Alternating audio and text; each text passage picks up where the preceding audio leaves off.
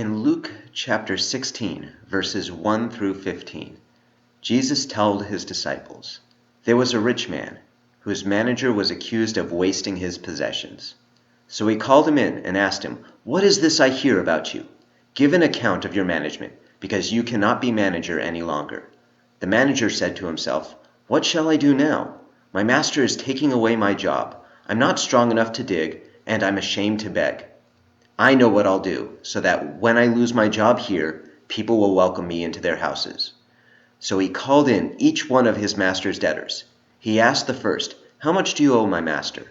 900 gallons of olive oil,' he replied. The manager told him, 'Take your bill, sit down quickly, and make it 450. Then he asked the second, 'And how much do you owe?' 1,000 bushels of wheat,' he replied. Then he told him, 'Take your bill and make it 800. The master commended the dishonest manager because he had acted shrewdly. For the people of this world are more shrewd in dealing with their own kind than are the people of the light. I tell you, use worldly wealth to gain friends for yourselves, so that when it is gone, you will be welcomed into eternal dwellings.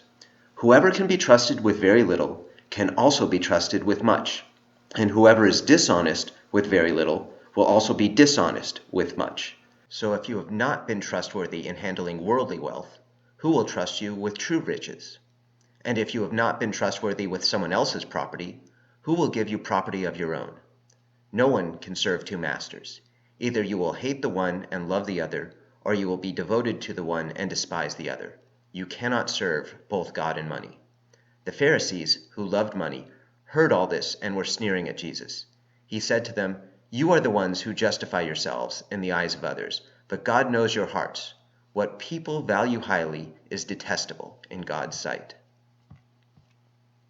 This is probably the most controversial parable Jesus tells.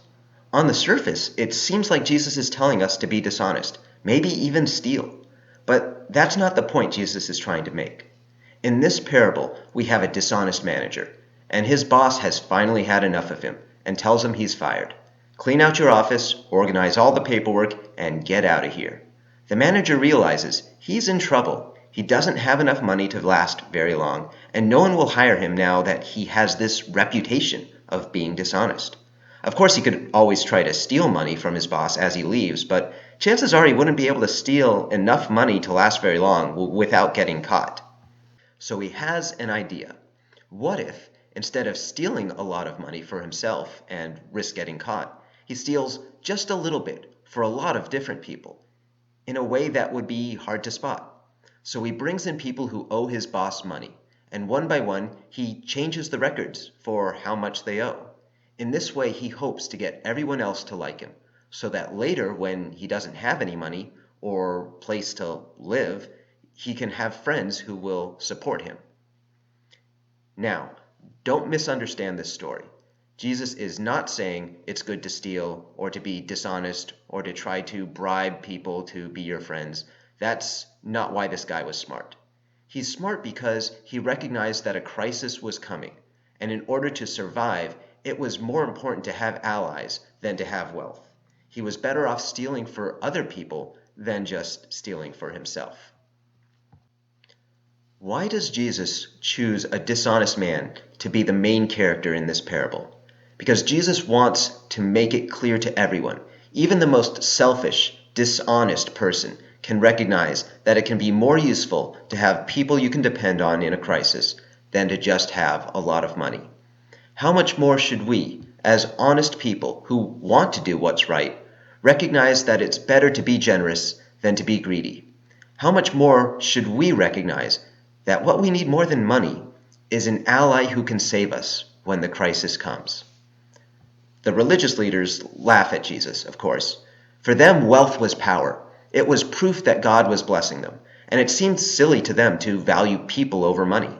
But Jesus is saying, we're not the owners of the wealth we have. We're the managers of it. God has entrusted us with various gifts in this life, and it's up to us to use them responsibly. One day we will each face a crisis, and that crisis is death. When that happens, our money and possessions won't help us. All that matters is if we have an ally who will save us. There's a famous missionary, Jim Elliot, who was killed by a tribe in Ecuador he went to share the gospel with.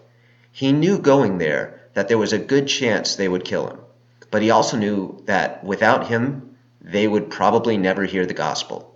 When asked why he was willing to risk his life, he had a very famous response. He is no fool who gives what he cannot keep to gain what he cannot lose. Even though he was killed, his wife Elizabeth continued to reach out to this tribe, and as a result, they were able to hear the gospel. There are temporary things in life, and there are eternal things.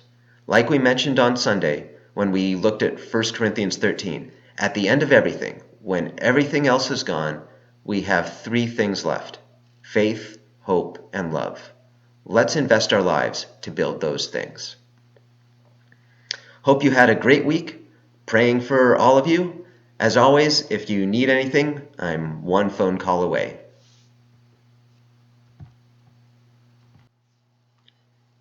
This is always a difficult parable to teach because you teach it to kids and then they go home and they say, "Mommy, Daddy, guess what we learned in church today? Jesus wants us to steal money so we can make friends."